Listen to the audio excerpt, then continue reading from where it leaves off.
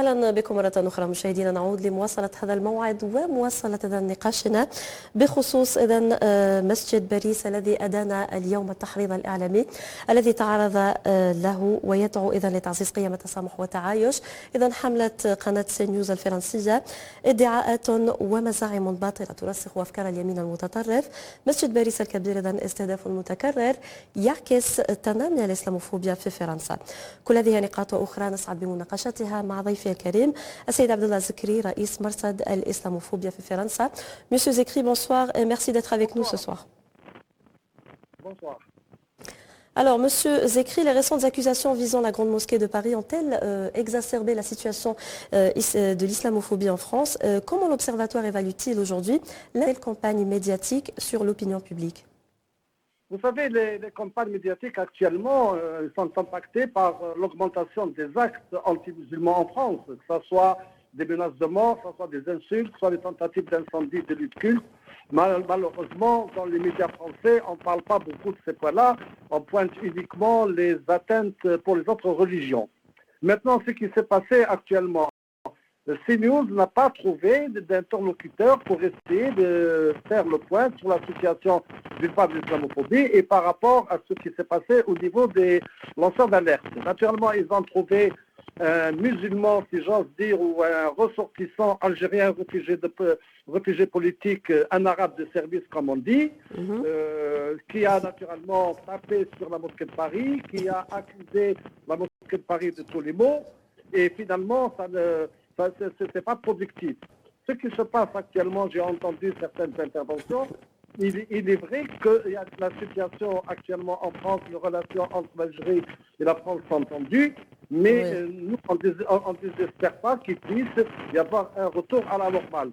Ce qui est choquant dans ces histoires-là, c'est qu'il y a eu d'abord Dréancourt, l'ancien ambassadeur que l'Algérie lui a donné l'honneur d'être 2 fois ambassadeur, qui s'est rallié à l'extrême droite, au parti de Marine Le Pen, et qui tous les jours tape sur l'Algérie. Il a fait de l'Algérie un fonds de commerce, il est ambassadeur là-bas, il en a fait un fonds de commerce, et d'autres personnes sont en train de prendre le relais actuellement. Maintenant, les Algériens en France, pour ne pas parler des musulmans, parce que les musulmans, ça regroupe plusieurs pays, les Algériens en France, dans leur majorité, respectent les lois de la République, respectent le pays dans lequel ils vivent. Maintenant, c'est un influenceur qui a fait une déclaration qu'il faut tuer les juifs ou pas. Nous, on ne cautionne pas cela. Et puis, il faut pas qu'en France, on oublie. Il ne faut pas oublier que nous, en Algérie, on a été les Algériens ont été les premières victimes des terrorismes. On a eu 200 000 morts. Alors, comment... En fait, monsieur Zekri, le discours médiatique hostile à l'égard des institutions musulmanes semble de plus en plus banalisé.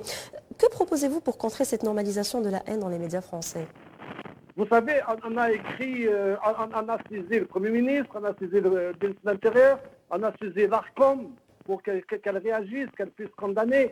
Écoutez, nous-mêmes au niveau de l'Observateur, on a mené plusieurs actions en justice pour faire condamner les personnes. Naturellement, ça n'aboutit pas. C'est franchement, les Français mettent un temps indéfini pour pouvoir se réaliser. Ce qu'on fait, c'est qu'on essaye de discuter avec les hommes politiques. Hier, par exemple, il y a une grande réunion dans un département où tous les responsables religieux sont réunis pour faire les vœux à la ville.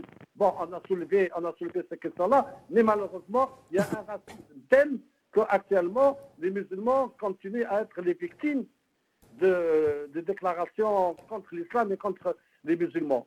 C'est ce qu'il faut faire, c'est qu'il faut essayer que nos pays réagissent. L'Algérie réagit à cela, mais il faudrait que l'État, il faut que le ministre de l'Intérieur, le ministre de la Justice, il faut qu'ils réagissent et que des gens soient condamnés. Mais tant qu'on laisse faire et tant qu'on ne condamne pas, on continue naturellement à être dans cette situation-là. Alors, nous, on appelle à l'apaisement. La situation actuellement n'est pas facile en France par rapport à ce qui se passe. Il y a un gouvernement qui n'est pas stable, qui peut durer 2-3 mois. Il y a un autre gouvernement qui a sauté. Donc, on n'a pas d'interlocuteur périn avec lequel on peut mener une action dans la durée. On ne sait pas combien ce gouvernement va encore tenir, avec qui il faut parler, comment parler. Ils ont d'autres chats à fouetter, si j'ose m'exprimer ainsi, pour pouvoir s'occuper des problèmes de l'islam ou des musulmans ou des actes antisémites ou de l'islamophobie. Nous sommes conscients de cela, mais en patience, on appelle à l'apaisement. Les relations, je pense, entre la France et l'Algérie, il y a des relations qui durent depuis très longtemps malgré la colonisation, mais on est condamné à vivre ensemble, on est condamné à travailler ensemble pour le bien des deux pays. Maintenant, il est vrai, tout à l'heure, j'ai entendu un intervenant par rapport à la déclaration de M. le Président de la République pour la libération de Boualem Sansal. J'ai écouté également des hommes politiques faire pression sur Macron. Tous les jours, on appelle Macron pour lui dire qu'il faut appeler le président Tebboune, il faut qu'il libère, c'est un monsieur 80 ans qui est malade, qui manque de soins, etc. Donc tous les éléments. Il y a même une ville qui a fait de M. Boualem Sansal un citoyen d'honneur. Alors vous rendez compte. Là, je pense que Macron, il se trouve assis entre deux chaises et il ne sait plus comment régler. Oui, mais il s'est exprimé à ce sujet aujourd'hui, qualifiant de déshonneur le fait de ne pas libérer Boualem Sansal. Pardon ? Je vous ai dit, il s'est exprimé à ce sujet aujourd'hui. Il a qualifié de déshonneur le fait de ne pas libérer Boualem Sansal. Je ne suis pas d'accord avec lui parce qu'il y a des gens en France également qui sont en prison et qui, pour des raisons politiques peut-être, mais ça, je ne peux pas accepter le mot de déshonneur pour l'Algérie. Il n'y a pas de déshonneur. Ce monsieur, il a pris sa responsabilité, il a vécu en Algérie. Grâce à l'Algérie, il s'est fait une situation. Grâce à l'Algérie, il s'est fait un nom. Le monsieur était directeur général dans un ministère, il percevait un salaire que d'autres Algériens n'ont pas la chance de percevoir, qui est passé son temps. Monsieur Zekri, revenons au sujet de l'islamophobie, s'il vous plaît. Lorsqu'on parle du climat politique en France marqué par la montée de l'extrême droite, influence-t-il, selon vous, peut-être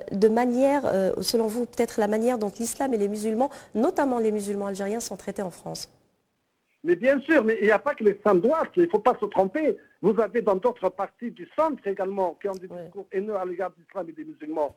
Parce qu'avant, c'était l'extrême droite qui visait, mais par expérience, par rapport à ce que je vois, par rapport à ce que j'entends, par rapport aux actions que je mène au niveau de la justice, je suis désolé, il y a des partis politiques du centre qui également chassent sur le terrain de l'extrême droite, pensant obtenir des voix lors de certaines élections en disant t'as pas sur les musulmans, et particulièrement c'est l'Algérie, parce que l'Algérie jusqu'à maintenant, elle est restée comme un morceau d'os dans la gorge de certains racistes et de certains qui n'ont jamais pu admettre ni l'indépendance de l'Algérie, et je fais allusion aux anciens de l'OAS, aux anciens extrémistes, aux anciens barbus.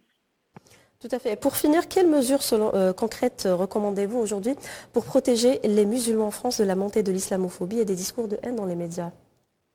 Écoutez, ce qu'on leur propose particulièrement, je suis également recteur d'une mosquée, ce que je propose, c'est de faire attention, de ne pas baisser les bras, parce que nos mosquées sont visées. Les femmes voilées qui portent le voile en respectant les lois, parce que ce n'est pas un voile intégral, sont également menacées, sont visées. Donc il faut être très prudent, il faut faire attention, surtout dans cette période de trouble où on ne sait pas où va la France. D'accord, merci Monsieur Zekri d'avoir été avec nous et merci pour tous ces détails.